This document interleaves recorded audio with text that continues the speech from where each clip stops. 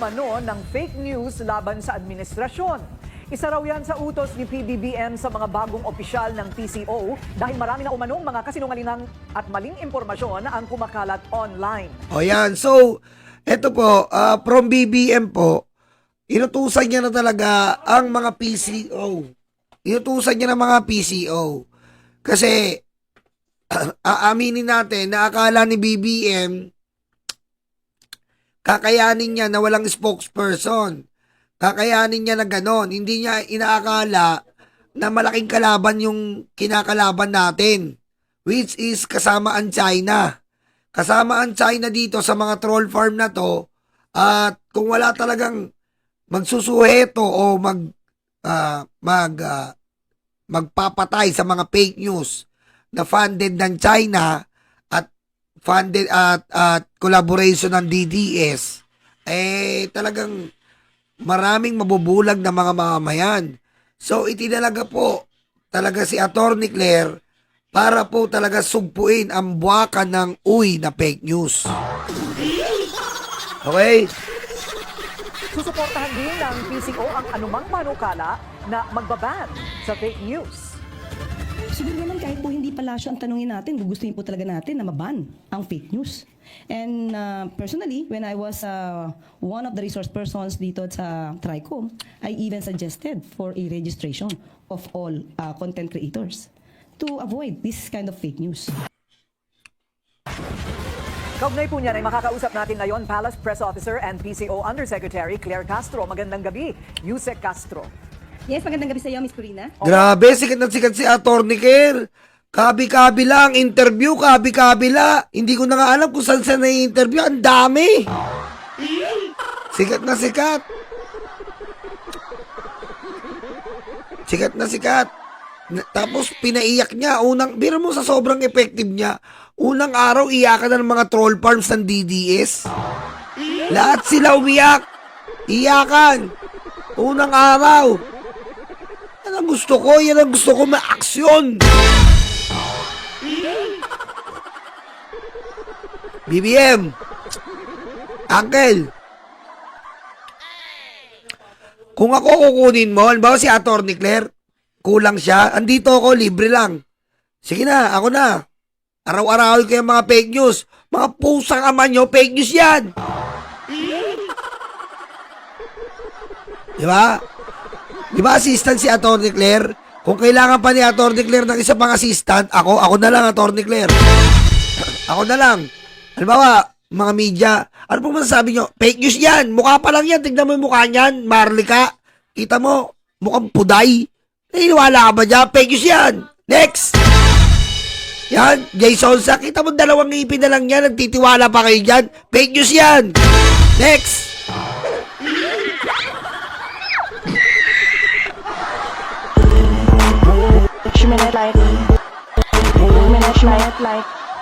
Ganun kadali. Diba? Ano sabi, Boss Yolo, totoo bang nasa China Global Television yung dating SEC ni Duterte na si Martin Andanar, Atik Reman? Ngayon ka lang ba pinanganak? Ang tagal na natin ni-react yan, ha? Ha? Ngayon ka lang ba pinanganak, ha? Ang tagal na natin ni-react yan, ha? Hindi mo pa alam na si Andanar nandun sa main host siya sa China? Tapos binuking yan ni anak ni Enrile.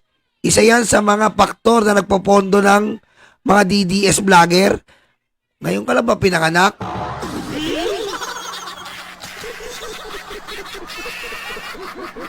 Okay, ngayon alam mo na, ha? Ha? Nagpakita pa ako ng picture dito, di ba? Mamaya, shoutout ko kayo. Nagmamadali lang tayo. Late na ako nag-live. Busy lang eh.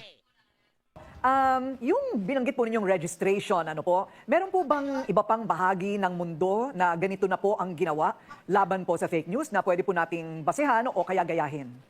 As of now, Miss Corina, wala pa po tayong alam na nagre-rehistro ang mga content creators sa ibang bansa. Pero maaari nating ibahin ito sa ating bansa para kumbaga ma-prevent natin ang pag- Alam nyo, kailangan talaga i-rehistro yung sa atin. Bakit? Sige nga, pakikinggan ko yung opinion nyo. Bakit kailangan i-rehistro ang Pilipinas. Ano ba yung sinabi ko sa inyo noon? Hindi kayo nakikinig ha. Nanggigigil ako sa inyo ha. Bakit?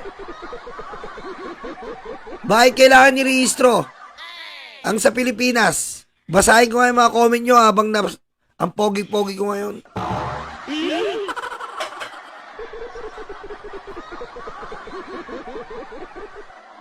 Oh, bakit kailangan irehistro ang Pilipinas sa social media, lalo na mga content creator? Bakit? Alam niyo kung bakit? Hindi lang yon. Hindi lang parang pag fake news madetect agad. Ayun yung pinaka-result. Pinaka-result. Pero ano ba ang talagang factor na bakit kailangan?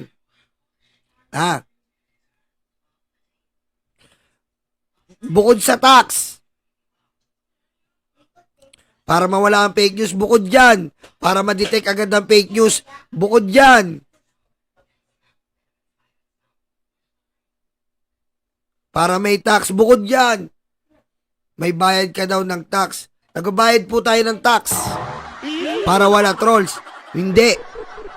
Alam nyo, gaya ng sinabi ko sa inyo noon, kaya natin kailangan i-register dyan. At kung maaari, tayo ang manguna ng may registration dyan. Bakit? Kasi nga po, tayo ang number 2 sa buong mundo na gumagamit ng social media. Tayo po, Pilipinas.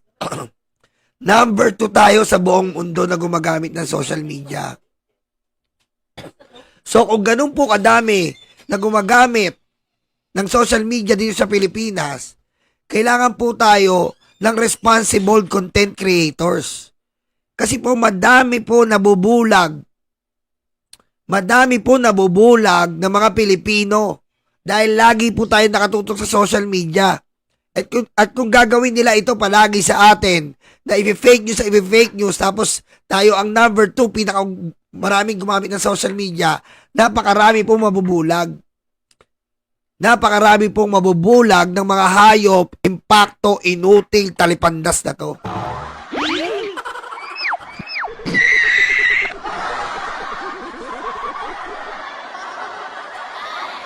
Okay? Kaya, dapat po i-register na yan. Duterte man o kami man, lahat tayo. Kami. Dapat nga yung SIM card law, i-implement ng mahigpit yan, yung SIM card law. Kasi habang tumatagal po, lumalakas ang social media. And hindi lang po natin dapat palakasin yun. Habang lumalakas yan, malakas din yung chance na abusuin. So, kailangan habang lumalakas, sinasabihan natin ng magandang prevention sa abuse, sa abuso. Okay? Alright.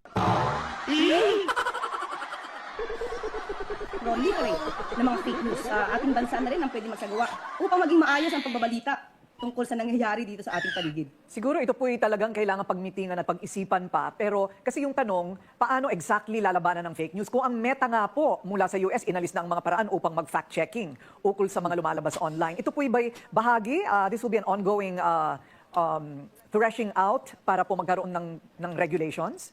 Yes, mas maganda po talaga, kaya mas mainam po na nagkaroon talaga ng TRICOM hearing patungkol dito. Dahil sa aking palagay, bilang abogado at bilang content creator din at vlogger, nakikita natin marami talagang umaabuso sa kanilang sinasabing karapatang freedom of expression. Minsan, Miss Corina, hindi na to freedom of expression dahil nagagamit na ito. Nagagamit ng mga masasabi nating sindikato. Dahil talagang nagkakaroon ng troll farm. Kita mo, iba kasi yung iba yung normal post. Alam niyo po yun? Iba kasi yung normal post. Individual post. Opinionated. Diba? Iba yon. Pero yung ginagawa ng iba, trabaho nila. Ano trabaho nila? Trolling. Manira ng gobyerno. Iba po yun. Diba? Kapag trolling na, ginawa mo na pagninegosyo, ang paninira sa gobyerno, hindi ka na sakop ng freedom of speech. Pusang ama ka, iba na yon.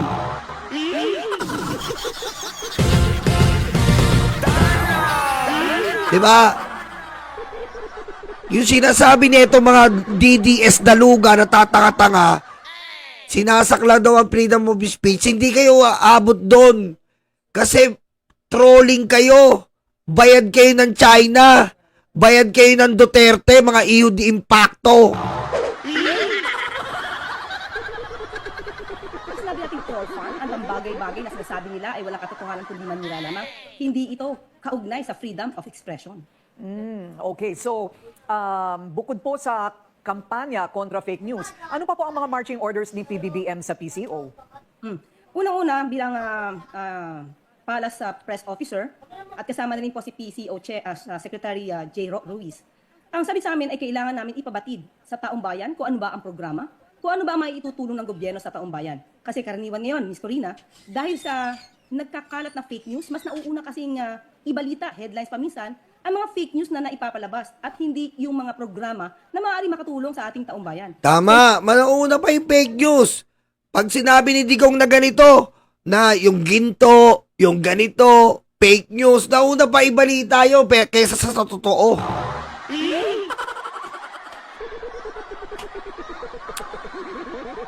Diba? Ngayon, eto na, ang tanging opsyon ni Atty. Claire ay labanin ng fake news. Ito po, talagang eto na, maganda-gandang labanan to. Mga bobong luga at saka si Atty. Claire.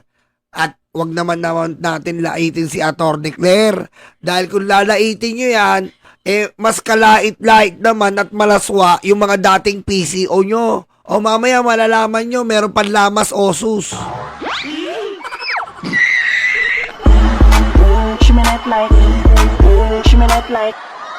Diba? Meron bang PCO?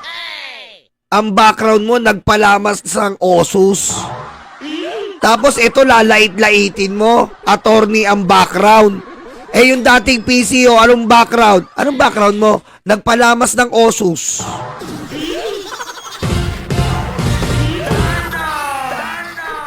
Oh. Diba gano'ng katanga yung mga DDS? Diba? Minamaltrato nila si Atty. Claire, vlogger daw, vlogger. Ay, attorney yan. Yung iba dati PCO, balikan mo. Anong trabaho? Lamas osus. King-ina.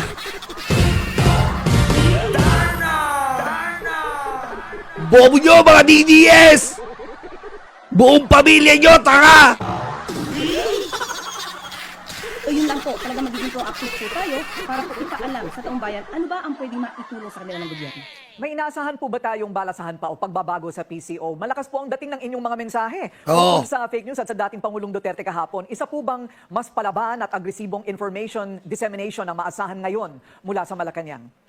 Opo, Ms. Corina, at hindi lamang po ang sinasabi na natin, hindi lang po si dating Pangulong Duterte ang sasabihin nating nag-fake news. Lahat po na maaari nating makita na nagsasabi ng walang basyan. Atin naman po ay hindi natin i-curtail or trespass ang karapatan ng taong magsalita. Pero iba po kasi ang karapatang magsalita at iba po ang disinformation. So sa amin po, aalamin po talaga namin kung may disinformation, ito ay magbabase po kami sa mga materyales, sa mga ebidensya, bago po namin masabi na ang isang sinabi ay isang fake news. So pag Pero mo gagawin ni Duterte, napakasarap ng buhay ng demonyong Diablo.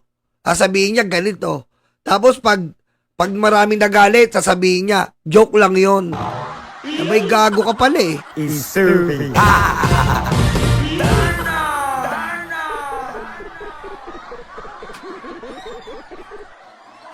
Ano yan? Masyado kang may privilege ka na makalusot pag gusto mo.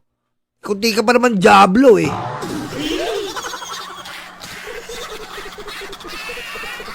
nalaman po namin at kumbaga na fact check po namin na ang sinasabing to ay fake news, yun po talaga ay aming sasagutin at ipapaliwanag sa tao na ano ba yung katotohanan at ang nagsasabi na ito ay talagang fake newsmaker lang po. Okay. So in the absence of legislation, kasi kailangan pong dumaan ito sa Kongreso, hindi po ba? Hindi naman pwedeng basta na lamang magbibigay ng kautusan si Pangulo. Dadaan po sa legislation ito kung sakali.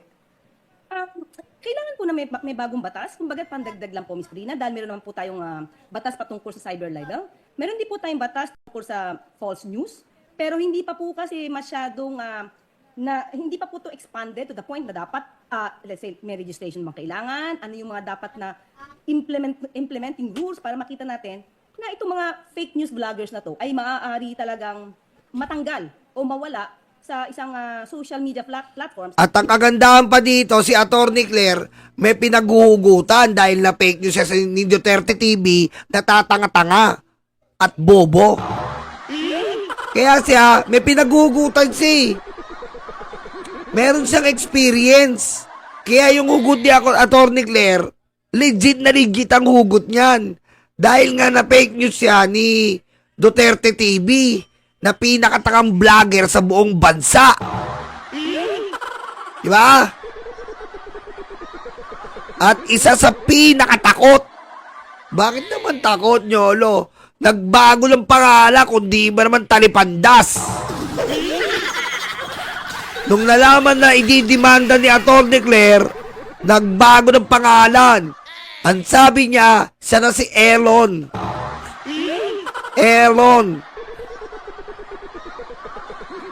Alam mo, Duterte TV, dahil ginawa mo, engot, tanga.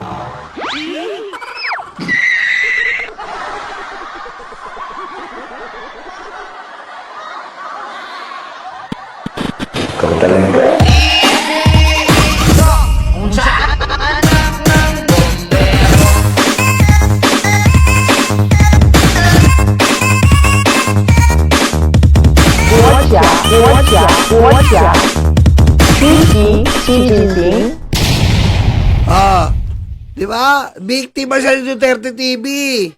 Na may sinabi daw si Atty. Claire, wala naman siya sa vlog, tatanga-tanga ka. Yung po dapat talaga ang tutukan ng lawmakers kung paano po ito aayos para hindi na kumalat man yung mga fake news sa vloggers. Now, in the meantime, iisa-isahin po ninyo at kayo po ba'y maghahabla kung sakali pong malaman na isa palang troll farm or fake news talaga ang pinagmumulan ng isang balita? Maaari po tayo magdemanda kung ito po ay talaga nakakasira na sa imahe ng gobyerno. Oh, puti kayo, makakaranas kayo lahat ng demanda. Oh, ito. Oh, tingin. Tingin muna. Oh. Tingin. Tingin.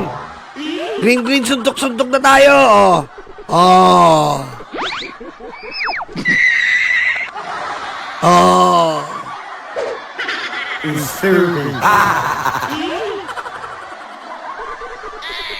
O kahit sino mga imahe ng leaders ng bansa, kapag po napatunayan namin na ito ay gawa-gawa lamang, hindi po kami magpapasubali na magsampa ng kaso. Huling tanong po, may ilang... Yan, i-demanda nyo na. Atty. Claire, unahin mo si Duterte TV. Duterte tuberculosis yata yun eh.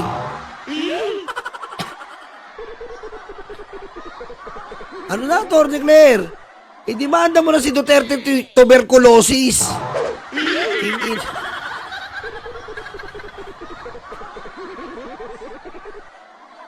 Oh, i-demanda mo na para matapos na yan. Umpisa mo yan. Duterte tuberculosis.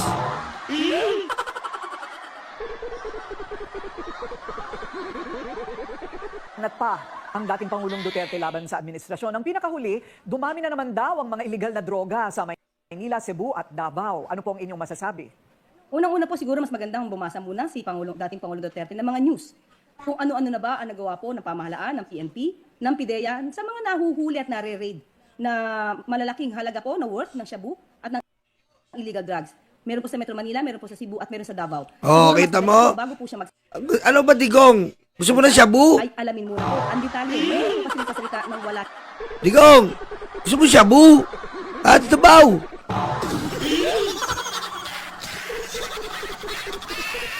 Digong, gusto mo shabu? Ha? Gusto mo shabu? Dabaw? Siya statistics o data. Kung puro bintang lamang po at intriga, at yan lamang po ang paniniwalaan natin, hindi po magiging maganda ang buhay natin dahil tayo ay mapapaligiran ng fake news. Maraming salamat, Salas Press Officer and PCO. Oh, yan ha. Magdedemanda si Atty. Claire kapag nag-post ng mga libelous, misinformation, fake news, sino man sa mga DDS. Dapat yan sa inyo, mga hayop kayo. Wala na kayong puwang dito, mga tanga. Wala na kayong puwang.